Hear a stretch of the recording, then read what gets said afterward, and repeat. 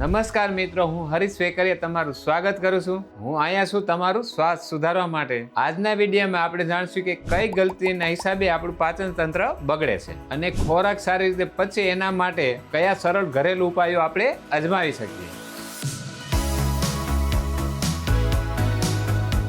પહેલા તો આપણે એ જાણીએ કે પાચન કેમ બગડે છે. મિત્રો, જે પાચન બગડે એ આજની એક સામાન્ય સમસ્યા થઈ ગઈ છે, પરંતુ શું તમે જાણો છો કે આનું મુખ્ય કારણ શું છે? પહેલું કે અયોગ્ય ખોરાક, વધુ તેલવાળું, બારમાસી ભોજન અથવા બહારનું ફાસ્ટ ફૂડ. બીજું કારણ છે કે સમયસર ન ખાવું. ભોજનનો સમયગાળો બગડે તો શરીર ભોજન પચાવી શકતું નથી. ત્રીજું કારણ છે તણાવ અને ઊંઘની ઉણપ. વધુ તણાવ પાચન તંત્રને નબળું કરે છે. અને ચોથું કારણ છે ઓછો જળ પ્રવાહ. શરીરમાં પાણીની ઉણપ પણ પાચન તંત્રને અસર કરે છે. પાંચમું કારણ છે ધીમી જીવનશૈલી. કસરતનો અભાવ પણ એક મોટું કારણ બની શકે છે. હવે આપણે જાણીએ પાચન સુધારવાના 6 સરળ ઉપાયો. પહેલો ઉપાય છે આદુ. ભૂખ જગાડે અને પાચનને ઉત્તેજિત કરે. આને તમે ભોજનની 10 મિનિટ પહેલા લઈ શકો છો. આને ઉપયોગ કરવાની રીત: અડધી ચમચી સૂકી સૂંઠ પાવડર, થોડા લીંબુના રસથી બૂંદો અને ચપટી મીઠું લો. આ મિશ્રણને 1 ચમચી પાણીમાં મેળવીને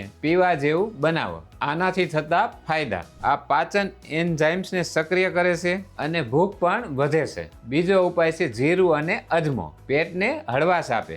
આને તમે ભોજન પછી લઈ શકો છો, ખાસ કરીને રાતના ભોજન બાદ લઈ શકો છો.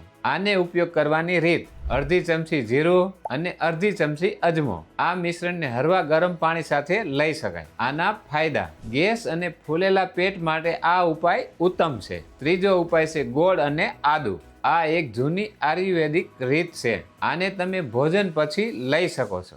આને ઉપયોગ કરવાની રીત: એક નાનો ટુકડો છીણ્યો ગોળ અને થોડું તાજું આદુ.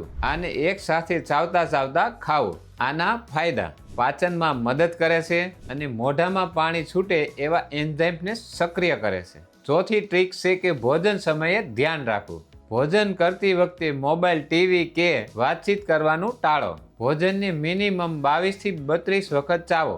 આના ફાયદા: પેટમાં એન્ઝાઇમ્સને યોગ્ય રીતે કામ કરવાની તક મળે અને ઓવર ઇટિંગ પણ અટકે છે. પાંચમો ઉપાય છે કે ભોજન પછી ચાલવું. આ પાચન માટે ઘણું સહાયક છે. દરેક ભોજન પછી 10 થી 15 મિનિટ ધીમી ચાલ કરો. ફાસ્ટ વોક નહીં, ખાસ કરીને રાત્રે ચાલવું. આનાથી થતા ફાયદા: ખોરાકની ગતિ સારી થાય છે અને ગેસ ફૂલાવની સમસ્યા ઘટે છે. છઠ્ઠો એટલે કે છેલ્લો ઉપાય છે ત્રિફળા ચૂર્ણ.